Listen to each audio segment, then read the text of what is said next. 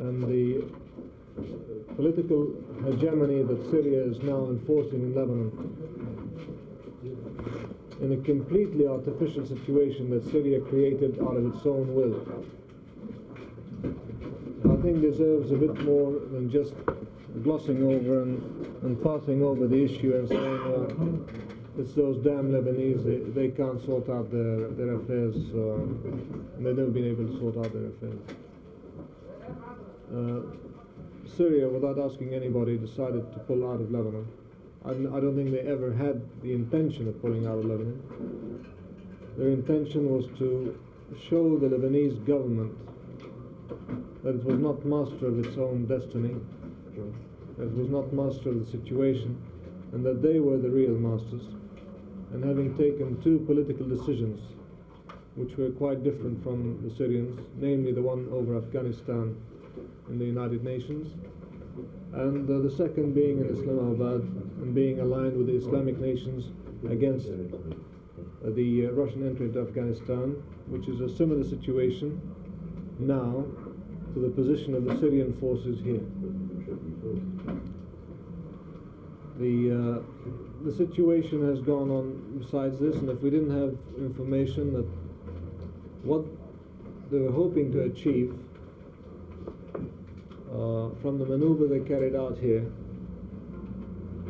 and to counterattack the popular effect that it had, and the willingness of the people to have the army replace the Syrian soldier on the ground, has shocked them somewhat.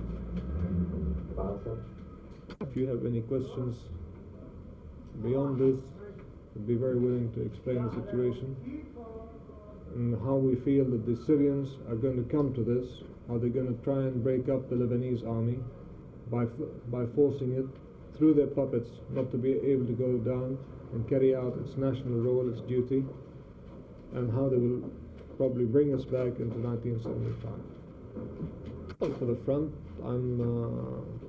the front has its own spokesman. We're speaking for PNL, and we feel that all the others are along with us in this sentiment. The Syrian encroachments that are going on in the north, the reinforcements are going on in the north, and the whole attitude and the information we have is common to everybody, and we felt that we should let you know that what Syria is preparing for Lebanon, and we think this is being prepared in the next 10 to 15 days. That we feel that they will withdraw from certain positions where the army cannot take over, and if it had to take over, it would have to fight what is known as properly local popular forces that are against the entry of the army, and this will split up the army, and they will drag Lebanon back into a 1975 situation. Our internal problems are a great embarrassment to both parties. There has been some mishandling of situations by both parties. These have been overcome now. We hope they won't happen, but as you know, there are two political parties, and when somebody is moving furniture around the house, there's usually a problem. But it's not as serious as one would think. It did reach a serious position, and this was handled, and it's out of the offing now. We have positive information that they will carry out some movements out of Beirut. They will be gathered in certain spots, and they will vacate positions which will give to local Syrian militias. And we insist on calling them local Syrian militias because they're not Lebanese militias. And this is why we're afraid that this situation will get out of hand and will be dragged back into a conflict on the face of which it's similar to 1976, but there's no adherence to 1976. Now, the gravity of all this is that it occurred after Gromyko's visit to Syria. This has been what we waited for, a Syrian change of attitude, and this is the attitude that Syria has taken. The recreation of troubles in Lebanon, the backing up of the left in Lebanon.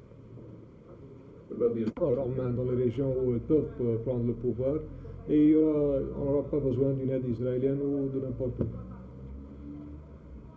Danny, why do you think the Syrians in the last 2.5, 3 years, whatever it is, since they came into Lebanon, of course, have allowed at least some semblance of a build-up in the Lebanese army? They've obviously, to some degree, well, there have been several new equipment and training and build up? Let's look at the equipment that the Lebanese army has received and the process whereby Syria has continually hindered the process of the rebuilding of the army.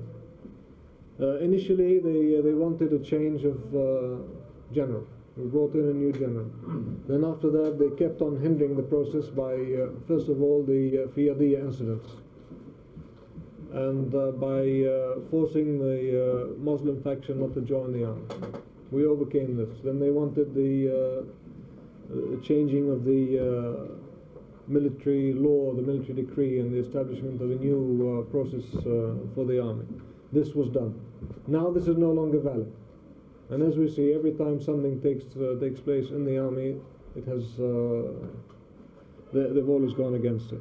The main thing now they have against the army not going down is that the army is a factional, is a confessional army. This is not true. The law that was enacted was approved by Parliament, was approved by all political parties, and we don't see any reason why, at this moment, even though we think that it's not the most perfect organizational setup for the army, it should be a hindrance for the national army to go down and take law and order. The army's equipment, of course, went along with its recruitment effort. Since the recruitment effort was slowed down, they couldn't get any heavier equipment than they had. But they're now gradually receiving the necessary equipment to be able to